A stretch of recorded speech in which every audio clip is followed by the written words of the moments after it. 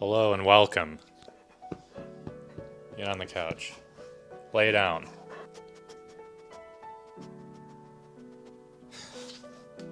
Get out of here.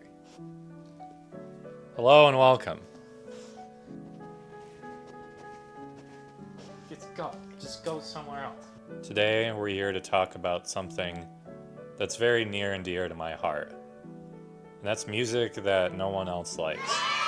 For a majority of my life, I feel like I've liked music that everyone around me thought was bad. And that's continued late into my life. And even when I was surrounded by like-minded people, I would still find music that I would put on and people would say things like, that's enough. And so why, and then there's I don't know how the fuck to start this intro. It's polarizing albums that some people love and some people don't love. I didn't write anything for this, but I did think about it somewhat. We're just gonna get right into it. I'm gonna show you guys 10 albums that are highly debated amongst people that are actually really great, in my opinion, I think.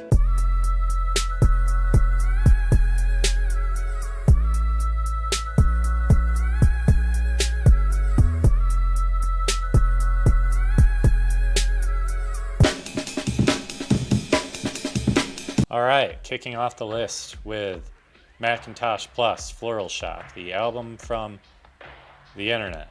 Remember Vaporwave? Remember that one song? Yeah, this is it. That's the one. So the genre of Vaporwave has not seemed super relevant for a long time now, at least in the form that it's presented here, which is just taking songs from 80s elevator music and slowing it down and looping it incessantly until it creates this droning sense of nostalgia. Definitely taking a lot from the 1-0-Tricks Point Never, Chuck Person's Echo Jams, which is a lot better than this, in my opinion. But this is still a very good and very interesting album. Definitely caught a lot of shit at the time that it came out because everyone heard it and was like, oh, this is really simple and stupid and kind of a joke.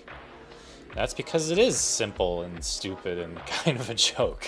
Where I think people get confused is they think, well, anyone could have made this album. It's just slowed down 80s music. Then why didn't you make this album? Did you make this album? No, you didn't make this album. It's like when people hear music that's simply made, they think it's not technical enough. Everything's got to be Dream Theater or something. Everyone's got to have like Dream Theater level of musicianship. Is that a world you want to live in? Where every album sounds like Dream Theater? That's not a world I want to live in. I would not like to live in that world. I would like to live in any other world but that world. That sounds like a bad time. I'm glad albums like this exist. They're fun. And yeah, all the albums that were inspired by this album got gradually less interesting pretty quickly.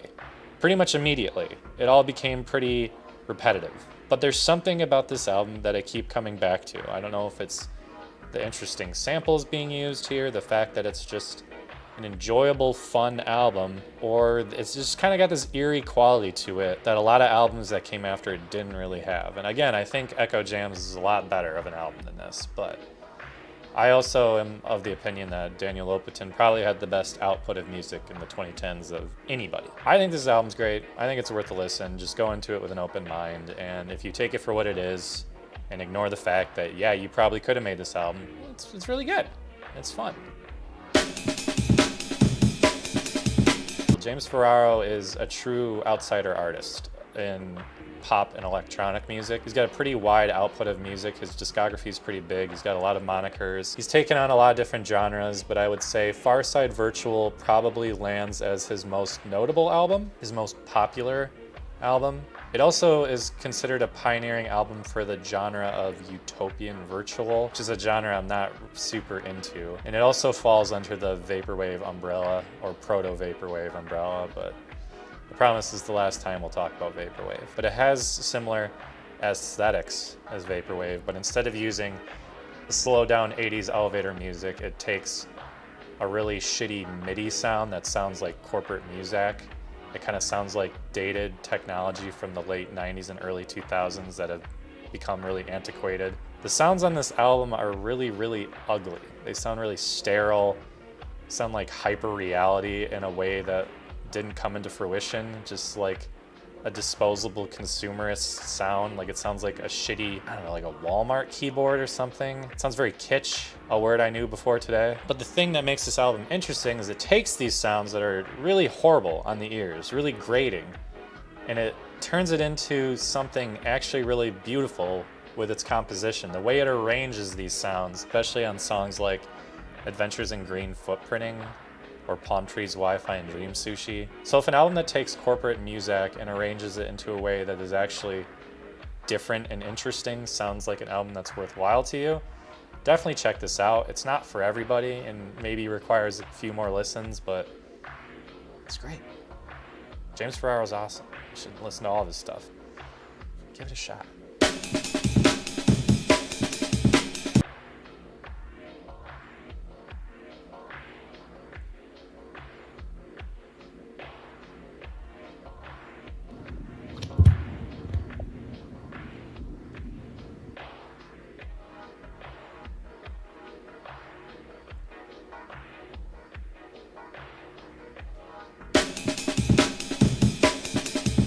All right, Trout Replica.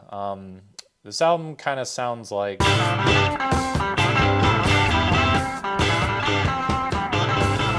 Out of all the albums on this list, this is easily the most divisive one, probably the most notorious one. It's probably one of the older ones as well. It just sounds like chaos. It just sounds unpleasant. It's not very fun to listen to for most people. I would imagine most people who have never heard of this guy, they would probably turn it off pretty quickly after. It sounds like everyone who's playing on this album is playing a different song at the same time. It features the music stylings of such musicians as Zoot Horn Rolo, Antenna Jimmy Siemens, and Drumbo. Who could forget Drumbo? Captain Beefheart himself is an interesting man to say the least as well. He was in the whole Frank Zappa circle. And as a loser in my late 20s, of course, I had a Frank Zappa stage. I think Zappa also produced this album. There's a great story of Frank Zappa's daughter, who of course was named Moon Unit. I think she walked into like the living room or something, and one of Zappa's friends was drilling a hole into his nose so it would make a whistle sound for his album. A lot of people think that might have been Captain Beefheart. So this album is relentless and ugly and all over the place. But the more you listen to it, the more you realize how deliberate a lot of this stuff is. It's an extremely rehearsed album. It wasn't just made on a whim. It wasn't like a free jazz album. The sounds that go into this album were very, very purposeful. And the more you listen to it, the more you kind of realize that. The more you kind of realize that the chaos does have a purpose.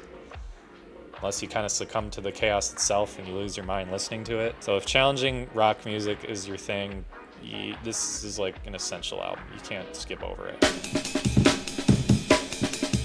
The Shaggs, Philosophy of the World. Of all the albums on this list, this is the only one that I would say is objectively not very good. Context is far more important for this album than any other album on this list. And this album is more interesting for its context than the actual album itself, which is maybe not high praise for an album, but I would give this one an exception. This album has a bit of a story to it, which I will recite to you. So a man by the name of Austin Wiggins was convinced his daughters were destined for fame based on a palm reading his mother gave him when he was young. She predicted he would marry a strawberry blonde woman, have some daughters, and that they would form a famous band. After the first two predictions came true, Austin became obsessed with fulfilling the third one. Despite the Wiggins sisters, Dot, Betty, and Helen, having no interest or training in music whatsoever, he pulled them out of school, bought them instruments, and forced them to practice constantly.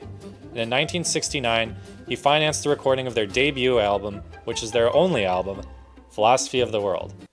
And it's god-awful. But it's terrible, but it's also unintentionally surreal and super interesting. It sounds like an album made by aliens who have never heard music, who've never heard a song. The people that do know this album consider, it's one of the worst albums of all time. I'm sure you can find a million thumbnails right now that say, is this the worst album of all time? Yeah, probably. But it's also fascinating. Imagine giving people instruments who have heard like no music at all and locking them in a room for like 3 months and being like, make an album. What do you think that would sound like? It would sound like this. So I don't think, there are people like, I think Frank Zappa and Kurt Cobain argue that this album is actually really good in like an avant-garde way. And I can understand that, but at the end of the day, it's only really interesting as an oddity more than anything. But it's definitely worth a listen, and in some ways I think it's worth a re-examination. This album, I don't need to spend a ton of time on. This album, if you're below the age of 25 or you're just unemployed, you probably have heard of this album and you probably already have an opinion on it. This album was a product of the whole hyperpop, bubblegum bass, PC music world that was kind of coming up in the mid-2010s.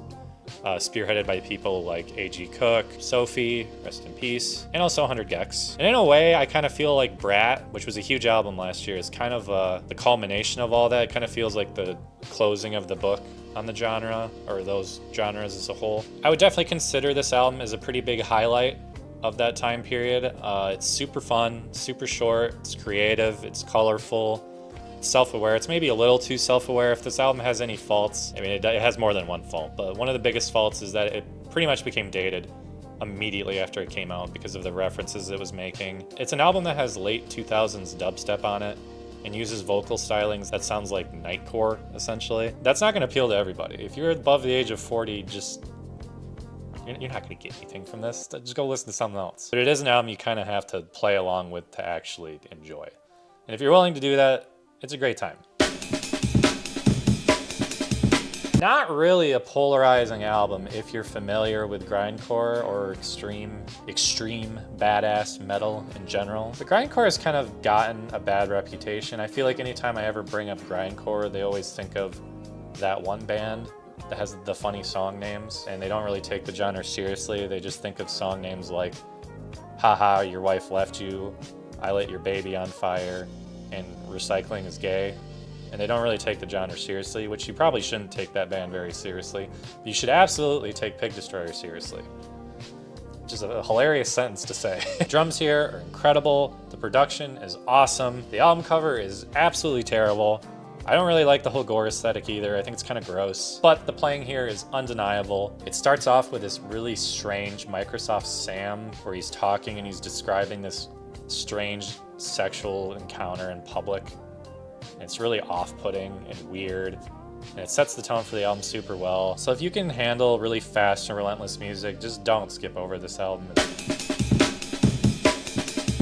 454 or 454, I'm not sure which one. Fast Tracks 3. I love this album. It's not really polarizing either, I just don't think that anyone really talked about it. And anytime I show this album to people that I think would actually like it, they never do. They always complain about the vocals, which kind of sound like baby vocals a little bit. They sound a little bit like, I don't know, like Playboy Cardi, or maybe that, what is it, 645 AR. Maybe just a little bit like that. But if you're into stuff like Reptilian Club Boys or Black Cray, or even Drain Gang, you gotta listen to this thing. It's really fun, it's super colorful, it's super catchy, it's super unique. I guess I would call it like experimental pop rap. Ew. I can't believe I just said that. That just felt like vomit coming out of my mouth. I don't know, if I would have known today that I was gonna wake up and say the words experimental pop rap, I probably would have just stayed in bed. I wouldn't have gotten out of bed at all. I would have just gone back to bed. I'd call it a wrap there. But this album's great. Listen to it. It's fun. Have an open mind, man. Listen to experimental pop rap. Finally, ending the video with one of the more alien-sounding albums I've ever heard. Probably one of the best album covers on the list, besides, of course, Trout Replica. It was her debut album. She kind of falls under just experimental electronic music. When it came out, it didn't really have much of a lasting impact. The album came out, it's very cold, it's very sterile, it's very alien, as I said. It's very like futuristic in a dystopian kind of way. But it's also very ethereal and otherworldly and beautiful. It doesn't really have the respect it deserves, I think mostly because people are very off-put by the vocals, which I think seems to be the case for a lot of albums on this list. The vocals on here are very flat, they're very robotic, especially on songs. There are songs on here like Years, which you hear and you're like, okay. But there are passionate vocal performances on here, and I don't really think the vocals are the focal point of this album, but they do fit the album extremely well. This album is meant to make you feel kind of uneasy in a way, and I think it succeeds at that. It's a perfect. I wouldn't have the vocals any other way, is what I'm trying to say. So I would highly recommend this album if you're into dystopian sounding electronic music or just ambient music in general. Just give it a shot. Just give everything on here a shot, man. Music is cool. It's great. And there's so many albums out there, man. You gotta listen to them. You gotta listen to some of them. If there's a Polarizing album that everyone says is bad, you can tell them. You don't always have to agree with them, man. You can tell them, nah, actually that one, pretty good. I heard it. I liked it. And that's it, really. Listen to music.